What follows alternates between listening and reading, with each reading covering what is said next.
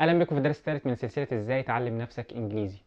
وللاسف وانا بعتذر مقدما هنتكلم النهارده عن ارخم حاجه في اللغه الانجليزيه: القواعد، الجرامر. No, no, no, no, no, no, no, no, no, no, no, no, no, no! عارف والله. اوكي، خدعوك فقالوا انك مش لازم تتعلم قواعد، وانك ممكن من خلال الممارسه هتتعلم القواعد ديت وتستخدمها من غير حتى ما تكون عارفها. بص يا باشا، كلامك جميل جدا بس للاسف ما اقنعنيش، وكلام مش منطقي. يعني انا ازاي هستخدم حاجه انا مش عارفها اصلا؟ ممكن اتكلم انجليزي من غير قواعد، بس هيكون مكحكح، مهلهل، مفكك، يحتمل معاني كتيره، مش دقيق. فانت ازاي ممكن تتكلم انجليزي وممكن مستواك يتطور لو ما اتعلمش قواعد؟ زي بالضبط ما قلنا في الفيديو الاول، لو ما كنتش اتفرج عليه، ان الوردز اللي هي الكلمات هي البيلدينج بلوكس اوف انجلش، هي وحدات البناء اللغه الانجليزيه. فانت لو هترص كلام فوق بعضه كده من غير مونه اسمنتيه او من غير حاجه تمسك الكلام ببعضه، اي نعم هتقدر تعمل جدار اتنين تلاتة اربعة، لكن هو ده اخرك. مش هتقدر مثلا تطلع عمارة 10 ادوار، او مش هتقدر تطور من نفسك، لان الطوب مش متماسك مع بعضه، اي هزه هتوقعه. بالتالي القواعد هتديك امكانيه انك تطور من مستواك على طول. والمفاجاه ان القواعد مش صعبه. ايه؟ مش صعبه؟ الموضوع كله مرهون بالطريقه اللي انت بتتعلم بيها القواعد.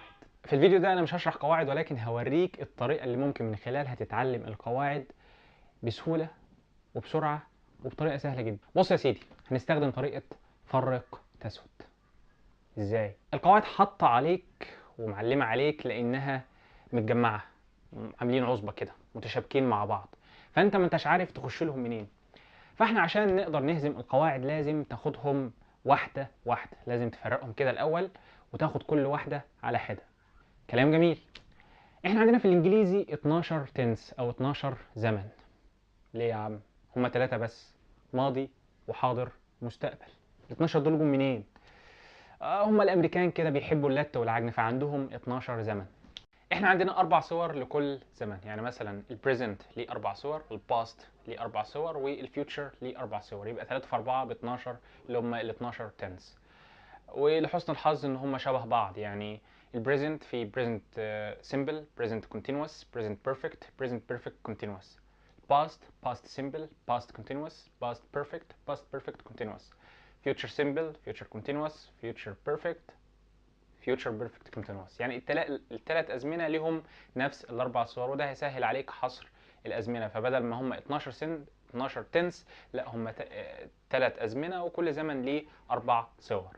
ايه ده؟ يعني هم دول ال 12 زمن اللي انا بدرس فيهم من رابعه ابتدائي لحد ثالثه ثانوي؟ هم دول ال 12 زمن اللي انت بتدرس فيهم كل السنين دي. بس هم بيصعبوا عليك الموضوع نتيجه لازم يصعبوا عليك الموضوع. مش عارف ليه ما بيسهلوش الموضوع. طيب، بما انك حصرت الازمنه ديت، هتتعلمها ازاي بقى؟ في طريقه جميله جدا واثبتت فعاليتها، وهي الفلاش كاردز. ايه هي طريقه الفلاش كاردز ديت؟ الفلاش كاردز انك بتجيب ورقه بتكتب على وشها اسم الزمن. يعني مثلا البريزنت سيمبل، بتكتب بريزنت سيمبل، وفي ظهر الورقه بتكتب الزمن ده بيعبر عن ايه، وبيتكون من ايه، ومثال عليه. بسيط جدا. يعني الزمن بيعبر عن ايه، او بنستخدمه امتى يعني، وتكوينه ايه، ومثال على الكلام ده. مثال بسيط: البريزنت سيمبل. البريزنت سيمبل بيعبر عن العادات والحقائق. حقائق: the sky is blue، the sky is blue، السماء زرقاء. حقيقة، يبقى نستخدم البريزنت سيمبل. طيب، I eat eggs every day، I eat eggs every day، عادة يومية، فبنستخدم البريزنت سيمبل. طيب انت هتعرف كل زمن بيعبر عن ايه وتكوينه ايه والمثال اللي عليه ازاي؟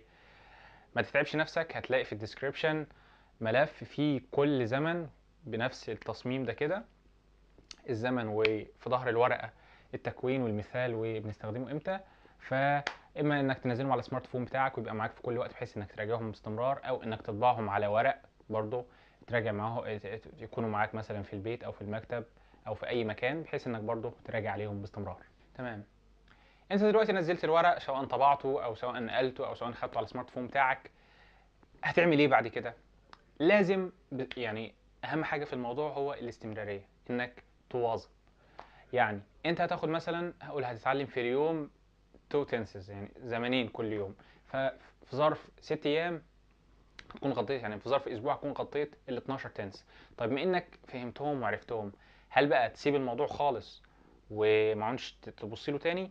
يبقى انت كده ارتكبت اكبر خطأ في الموضوع. لازم تراجع باستمرار، يعني لازم تراجع باستمرار. ف يعني من خلال تجربتي انا، قبل النوم والصبح بدري، يعني انت قبل ما تيجي تنام كده فرر فيهم، يعني جيب الورق ده او افتح السمارت فون بتاعك، زمن الباست كونتينوس بيعبر عن ايه، مثال عليه، زمن مش عارف ايه بيعبر عن ايه ومثال عليه، قبل النوم، او يعني بحيث انها تكون اخر حاجه بتعملها واول حاجه بتعملها في اليوم. هيفرق معاك جدا. جربها لمده اسبوع وهتحكم بنفسك. ولو انت فعلا تبعت الطريقه ديت وتعلمت القواعد، فاحب اقول لك ان انت انجزت جزء كبير، جزء صعب من وجهة نظر الناس يعني، في اللغة الإنجليزية، وهيساعدك يعني بطريقة ما تتخيلهاش في إن مستواك يتطور والإنجليزي بتاعك يتحسن. حاجة أخيرة حابب أضيفها، سبب أساسي في صعوبة الإنجليزي أيام الدراسة إن كان بيبقى عليك ستريس، كان بيبقى عليك ستريس إن وراك امتحان، فأنت لازم تذاكر القواعد عشان الامتحان. فحتة وجود الامتحان في المعادلة ديت بيصعب عليك الموضوع، بيخلي الموضوع أصعب مما هو عليه.